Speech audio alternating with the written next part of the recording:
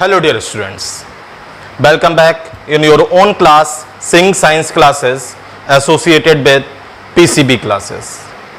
In the last video, we discussed about the female external genitalia and today we will discuss about the last female secondary sex organ, that is the mammary gland.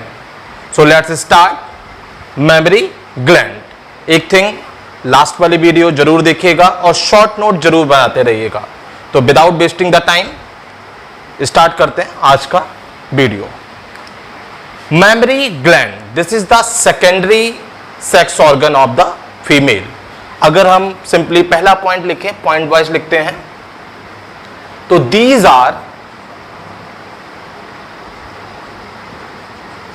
Accessory of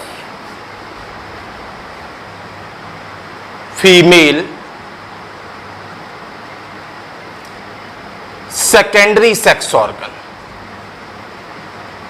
female secondary sex organ. ठीक है. Next, secrete milk. Secrete milk. And the next thing, ये male में भी मिलती हैं, but ये male में कैसी होती है? रूडिमेंट्री होती हैं. कैसी होती है? रूडिमेंट्री होती हैं. In male these glands are rudimentary, मतलब डेवलप जैसे फीमेल में होती हैं वैसे नहीं होती हैं. The next most important thing, these are the modifications of sweat gland. ये याद रखिएगा कि जो मेमरी ग्लैंड्स होती है ये किसका मॉडिफिकेशन होती है? स्वेट ग्लैंड का मॉडिफिकेशन होती हैं. अब देखते हैं कि कहां पर लाई करती हैं.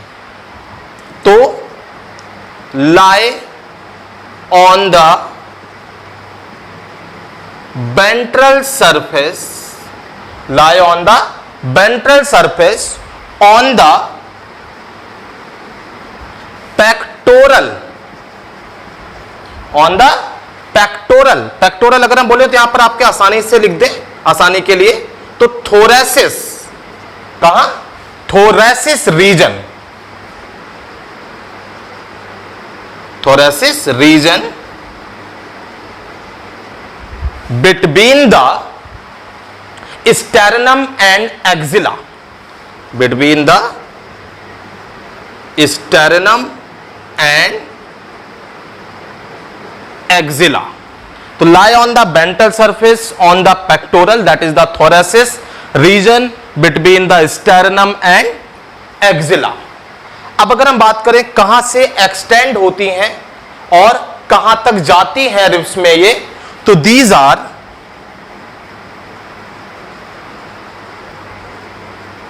एक्सटेंडेड फ्रॉम, हम बात करें कि रिब्स के कौन से रिब्स से स्टार्ट होती हैं, तो these are extended from second and third. Second and third, या यहां पर एंड की जगह हम और भी लिख सकते हैं, सेकेंड और थर्ड, टू द सिक्स्थ और seventh ribs. To the sixth और seventh ribs. Clear? Next thing, अब अगर हम इनके वेट एंड साइज की बात करें तो ये वेरी करता है. Weight and size of the breast vary करते हैं. ये मतलब कि person to person, female to female, इनका जो वेट और साइज होता है वो वेरी करता है. ठीक है. इसके अलावा अगर हम बात करें, दे एनलार्ज एट प्यूबर्टी. ये एनलार्जमेंट कब से शुरू करते हैं? प्यूबर्टी से. दे enlarged at puberty and their size increases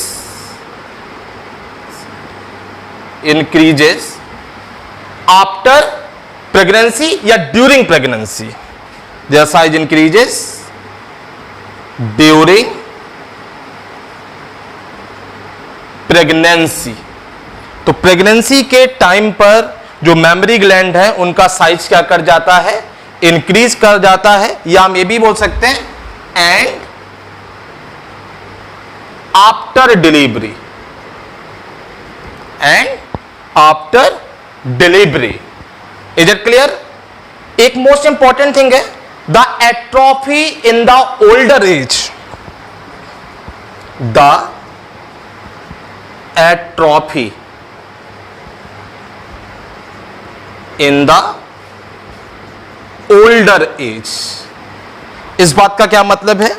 atrophy in the older age का मतलब होता है कि जैसे जैसे एज बढ़ती है इनका साइज रिड्यूस होता जाता है, इनका साइज रिड्यूस होता जाता है.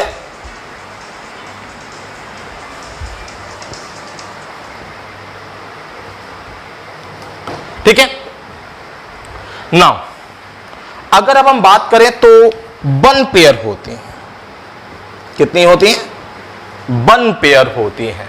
और इनके शेप की बात करें तो कॉन्वेक्स इन शेप. कैसा शेप होता है इनका? Convex in shape. कैसा शेप होता है? कॉन्वेक्स होता है. And at mid anteriorly, and at mid anteriorly, and at mid anteriorly.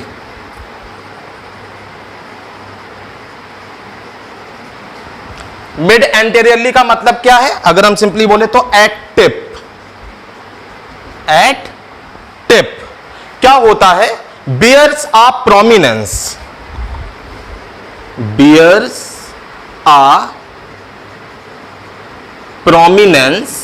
और इस प्रोमिनेंस को हम बोलते क्या है? निपल बोलते हैं. क्या बोलते हैं? निपल बोलते हैं. ठीक है. तो हमने क्या बताया कि 1 पेयर होती है, कॉन्वेक्स इन शेप होती है, and at mid anteriorly, that is at tip, bears a prominence. एक प्रोमिनेंस को बियर करती है जिसको हम क्या बोलते हैं? निपल बोलते हैं. क्या बोलते हैं? निपल बोलते हैं. और इस निपल की बात करें, दिस निपल कंसिस्ट, क्या कंसिस्ट करता है ये निपल? इसमें होती है सेंसिटिव स्किन. क्या होती है? सेंसिटिव स्किन होती है. और क्या होता है इसमें? इरेक्टाइल टिश्यू होते हैं. क्या होते हैं? इरेक्टाइल टिश्यू होते हैं. और क्या होता है? और इरेक्टाइल टिश्यू, और साथ में इनका कलर कैसा होता है? Dark in colour, dark in colour. तो इतना बोर्ड फिलअप हो गया है. एक बार हम इसको रिव्यू कर ले यहां तक, फिर आगे बढ़े. तो these are the accessory of female secondary sex organ. Secrete milk, male में भी प्रेजेंट होती हैं, बस रूडिमेंट्री होती हैं. These are the modification of sweat gland. Sweat gland का मॉडिफिकेशन है. lie on the ventral surface on the pectoral, that is the thoracic region between the sternum and axilla, and these are extended from second and third to the sixth and seventh rib. यानी second या third से शुरू होंगे और कहां तक जाएंगी? 6 या 7th ribs तक जाएंगी. वेट एंड साइज की बात करें तो ब्रेस्ट का साइज जो होता है वो वैरी करता है. अच्छा, ब्रेस्ट की बात करें तो मैमरी ग्लैंड, मतलब हम इसको ब्रेस्ट भी बोलते हैं. क्या बोलते हैं? ब्रेस्ट भी बोलते हैं. इसके अलावा दे एनलार्ज एट प्यूबर्टी. जब प्यूबर्टी स्टार्ट होती है तो फीमेल में वहां पर ये एनलार्ज करती हैं. और इनका जो साइज है वो क्या करता है? इंक्रीज करता है ड्यूरिंग प्रेगनेंसी या after delivery of child. Most important, the atrophy in the older stage. इस बात का क्या मतलब है? इस बात का ये मतलब है कि जैसे जैसे ओल्डर एज होगी इनका साइज रिड्यूस होता जाता है. 1 पेयर होती है, ये कॉन्वेक्स इन शेप होती है, दिखाई पड़ रहा होगा ये. और एट मिड एंटीरियर, ये जो पोर्शन दिख रहा है, this is the mid anterior tip. Bears a prominence, ये प्रोमिनेंस आप देख रहे हो, दिस प्रोमिनेंस, इस प्रोमिनेंस और इस प्रोमिनेंस को बोलते हैं क्या है, निपल। और इस निपल की बात करें, इसमें सेंसिटिव स्किन होता है, इरेक्टाइल टिश्यू होते हैं, और इसके आसपास का जो एरिया होता है, और ये जो खुद निपल होता है, ये किस कलर में होता है, डार्क इन कलर होता है, ठीक है। और ये जो डार्क इन कलर, ये जो डार्क एरिया होता है, इस डार्क एरिया को एरियोला बोलते हैं। क्या बोलते हैं, डार्क एरिया को एरियोला बोलते हैं। And this areola consist, this areola consist, दूसरा मार्कर ले ले, consist many sebaceous gland, this areola consist many sebaceous gland, इसमें क्या होती है, बहुत सारी sebaceous glands होती हैं। इसके अलावा और क्या होती है, the glands of Montgomery and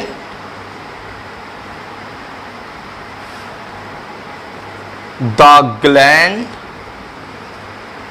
of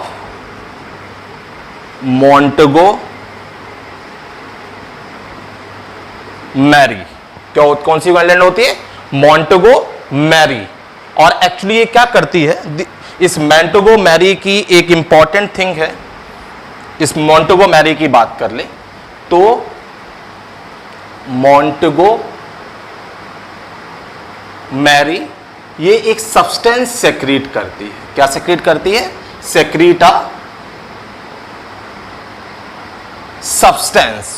और ये जो सब्सटेंस सेक्रेट करती है, इस सब्सटेंस की खास बात क्या होती है, दिस सब्सटेंस इज रेस्पॉन्सिबल, ऊपर शायद दिख नहीं रहा होगा आप लोगों को, सॉरी, यहां तक शायद बोर्ड में नहीं है, तो चलिए यहां तक अभी ग्लैंड्स ऑफ मोंटेगोमेरी की बात करें तो इसको रब कर लेते हैं, फिर आगे पढ़ाते हैं, ठीक है। तो सिबेसियस ग्लैंड होती है किसमें, एरियोला में, जिसमें बहुत सारी सेबेसियस ग्लैंड होती हैं। और क्या होती है, द ग्लैंड्स ऑफ मोंटेगोमेरी होती है। और ये मोंटेगोमेरी जो सब्सटेंस सेक्रेट करती है, उस सब्सटेंस की खास बात क्या होती है कि ये सब्सटेंस निपल की फ्लेक्सिबिलिटी के लिए रेस्पॉन्सिबल होता है। किसके लिए रेस्पॉन्सिबल होता है, निपल की फ्लेक्सिबिलिटी के लिए, ठीक है, ओके। तो इसको रब करते हैं, चाहो तो एक बार अगर आप लोगों को स्नैपशॉट लेना हो तो ले सकते हैं, आई थिंक सो ले लिया होगा। तो चलिए इसको रब करते हैं और आगे बढ़ते हैं।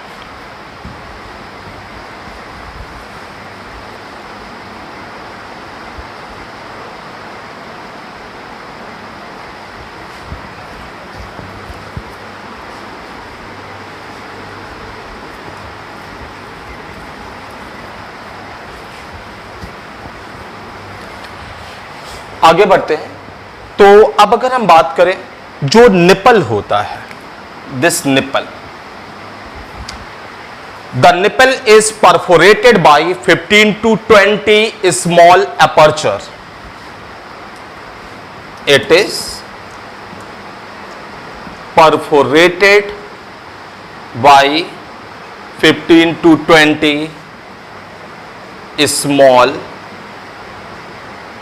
apertures, ठीक है। और ये जो स्मॉल एपर्चर्स होते हैं, ये किसके होते हैं, मेमोरी लोब्स के होते हैं। क्या होते हैं, मेमोरी लोब्स के होते हैं। अब आगे बढ़ते हैं, इसको रब कर लेते हैं, इसका काम खत्म हो गया। स्मॉल एपर्चर, जिससे मिल्क बाहर आएगा सकलिंग के टाइम पर।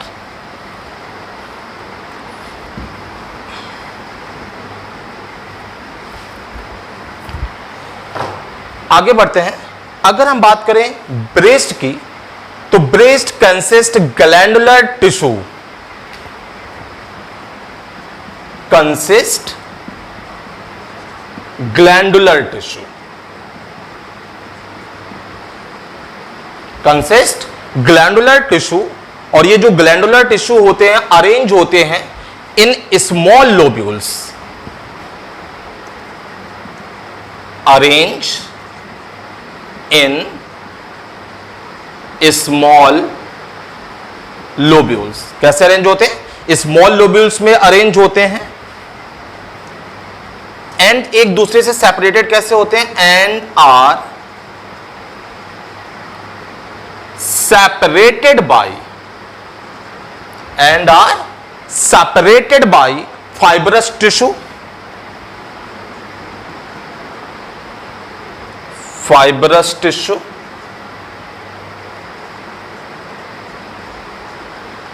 connective tissue, किससे? fibrous tissue, connective tissue and fatty tissues, and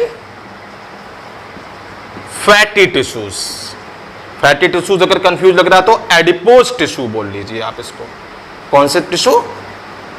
adipose tissue से ये क्या होते हैं? सेपरेटेड होते हैं.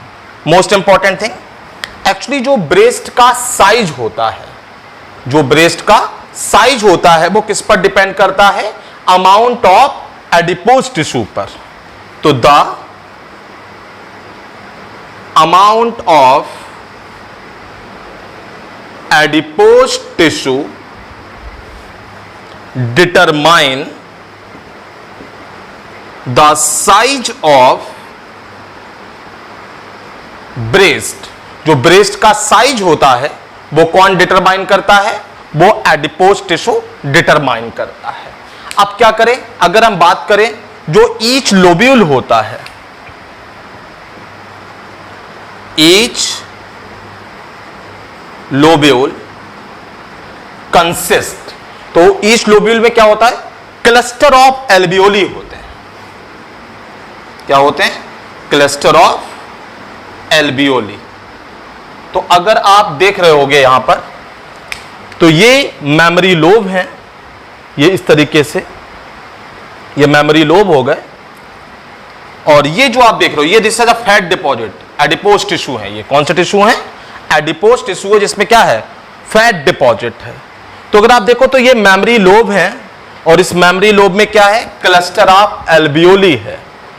दिख रहा ना मेमोरी एल्वियोली? तो ये क्लस्टर ऑफ एल्वियोली है.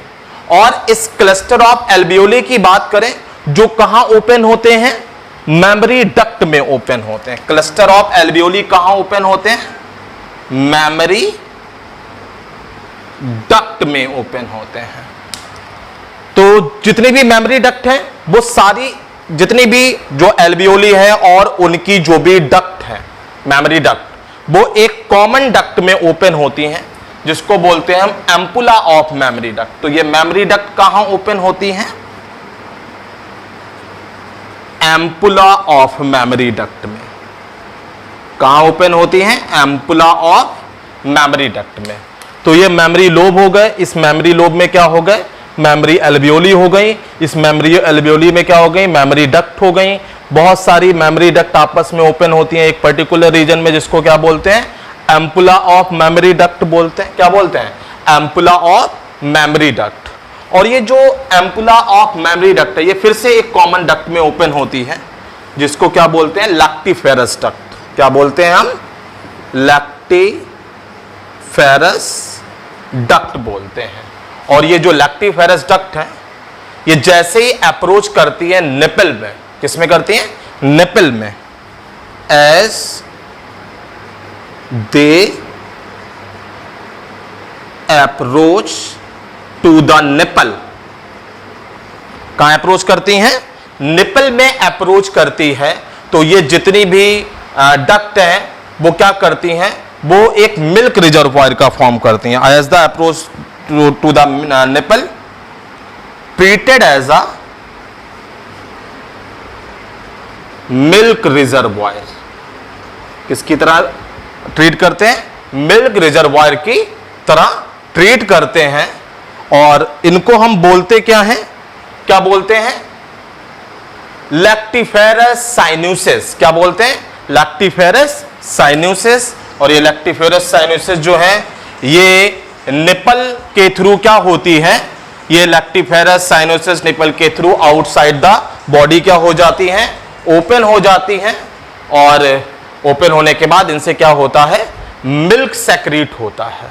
अगर अब हम बात करें, इसका एक बार रिव्यू ले लेते हैं, फिर आगे बढ़ते हैं.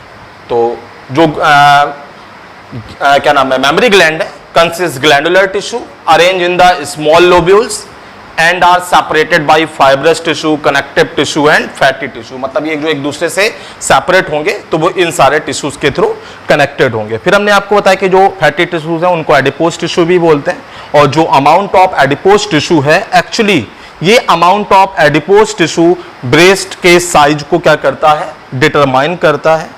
ईस्ट लोब्यूल में क्या होते हैं, क्लस्टर ऑफ एल्वियोली होते हैं जो ओपन होते हैं मेमोरी डक्ट में, मेमोरी डक्ट ओपन होते हैं कॉमन डक्ट में, ampulla of memory duct form करते हैं जो ओपन हो जाते हैं लैक्टिफेरस डक्ट में, और जैसे ही अप्रोच करते हैं निपल में, ये मिल्क रिजर्वायर की तरह ट्रीट करते हैं और रेक्टिफेरस साइनोसिस का फॉर्मेशन करके आउटसाइड द निपल जो उसकी सरफेस है वहां पर ये ओपन हो जाते हैं। ठीक है, अब आगे बढ़े, थोड़ा सा हम इसको ले लीजिए, आज थोड़ा सा ज्यादा लिखने वाला है।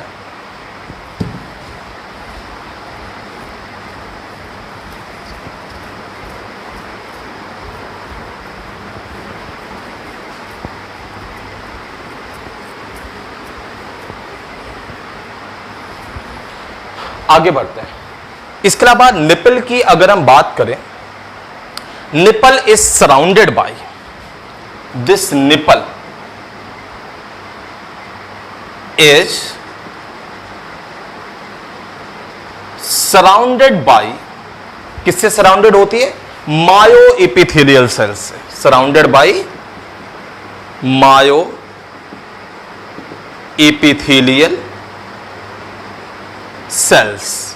किससे सराउंडेड होती है, मायो एपिथेलियल सेल्स से सराउंडेड होती है। एंड इट्स कॉन्ट्रैक्शन, एंड इस मायो एपिथेलियल्स के जो कॉन्ट्रैक्शन होते हैं, and its contraction are responsible for ejection of milk, यानी जो मिल्क का इजेक्शन होता है निपल से, वो किसके कारण होता है, इन मायोमेट्रियम सेल्स के कॉन्ट्रैक्शन के कारण होता है। ठीक है,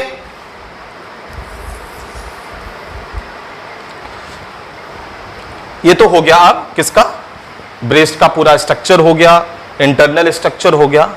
अब हम कुछ कॉमन टर्म्स हैं वो देख लें और थोड़ी सी फंक्शनिंग देख लें और ये टॉपिक फिनिश।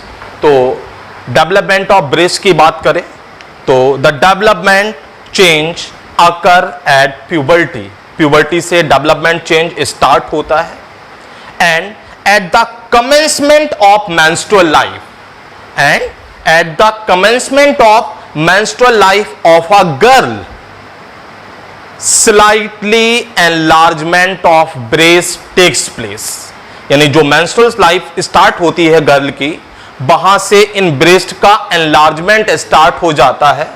और ये होता किसकी वजह से है, this is the most important thing, enlargement of breast, enlargement of breast during menstrual life. और इसके लिए अगर हम बात करें कौन रेस्पॉन्सिबल होता है, this is due to the, ये लिख लें, this occur due to the secretion of hormone progesterone and estrogen from ovary. तो ये जो मेंस्ट्रुअल लाइफ से जो एनलार्जमेंट शुरू होता है ब्रेस्ट का, वो कौन से दो हार्मोन के कारण होता है, कौन कौन सा, प्रोजेस्टेरॉन और एस्ट्रोजन हार्मोन जो होता है ओवरी से सेक्रेट होता है, वो एक्चुअली गर्ल की मेंस्ट्रुअल लाइफ में जो इन ब्रेस्ट का एनलार्जमेंट होता है, उस ब्रेस्ट के एनलार्जमेंट के लिए क्या होता है, रेस्पॉन्सिबल होता है। ठीक है, तो ये तो हो गया डेवलपमेंट ऑफ मेमोरी ग्लैंड और डेवलपमेंट ऑफ ब्रेस्ट। आगे बढ़ते हैं।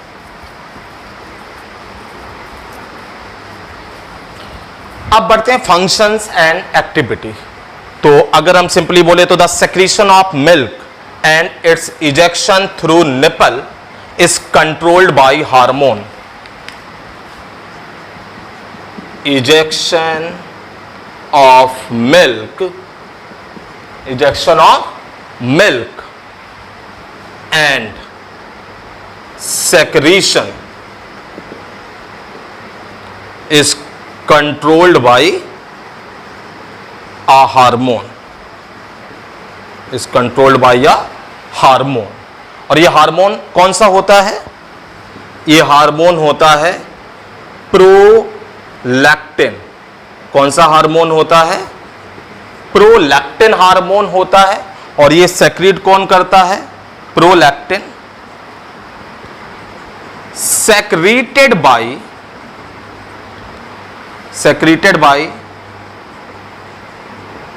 anterior pituitary, secreted by anterior pituitary। और ये मिल्क की सिंथेसिस के लिए भी क्या होता है? रेस्पॉन्सिबल होता है। इसके अलावा अगर हम बात करें, जो एल्वियोलर इपिथेलियम होती है, ये भी क्या करती है?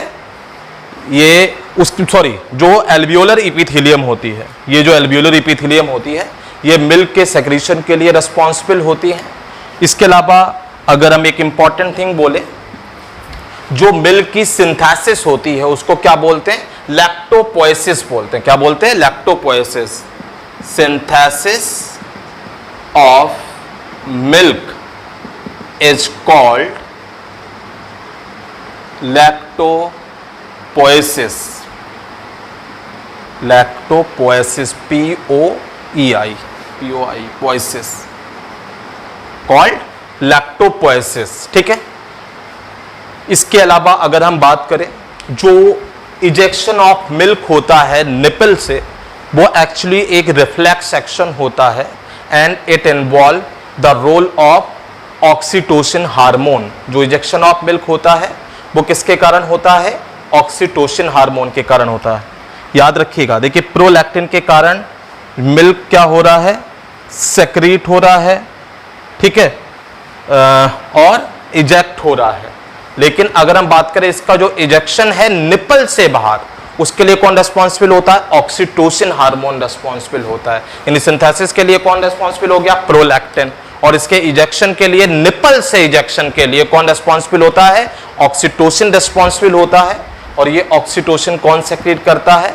ये ऑक्सीटोसिन सेक्रीट करती है पोस्टीरियर लोब ऑफ पिट्यूटरी। कौन सेक्रीट करती है? Posterior lobe of pituitary secrete करती है।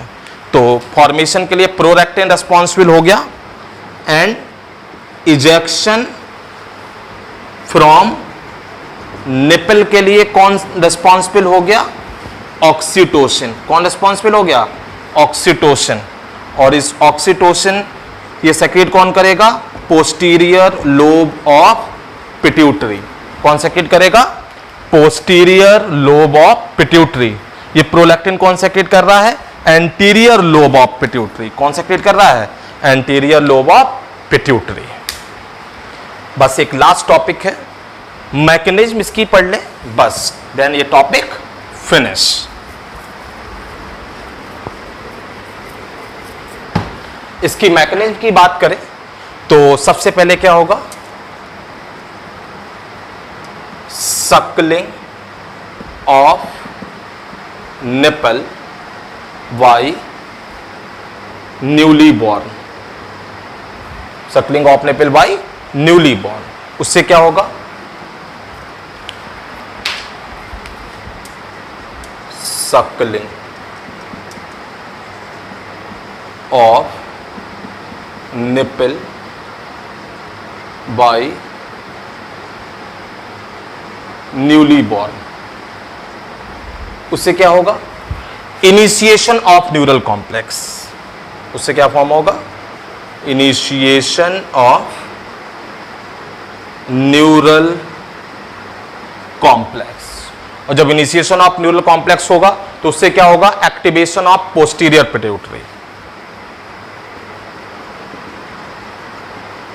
Activation of posterior pituitary. ठीक है। उसके बाद क्या होगा?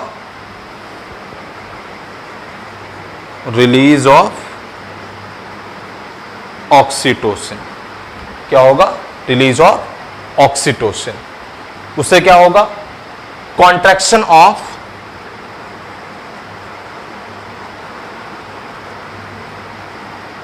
मायो epithelial cells, contraction of myo epithelial cells. और देन उससे क्या होगा, मिल्क इजेक्शन। क्या होगा, मिल्क इजेक्शन। तो ये हो गया मैकेनिज्म। इसमें सोच रहे होंगे कि एंटीरियर पिट्यूटरी की बात क्यों नहीं करी, प्रोलैक्टिन की बात इसलिए नहीं करी, वो तो फॉर्म ही कर रही है, हमें मैकेनिज्म कर रहे थे कि कैसे मिल्क इजेक्ट होगा। क्लियर? तो आई थिंक सो आपको समझ में आ गया होगा। अगर फिर भी आपको कोई टॉपिक में दिक्कत हो तो आप कमेंट सेक्शन में कमेंट कर सकते हैं, और आपकी कोई भी प्रॉब्लम सॉल्व करने के लिए मैं प्रेजेंट हूँ। और फिर वही बात, इस लॉकडाउन में पढ़ाई नहीं रुकेगी, पढ़ते रहिए, खूब पढ़िए, मन लगा के पढ़िए, और बाकी प्रॉब्लम के लिए मैं हूँ। Okay, thank you so much.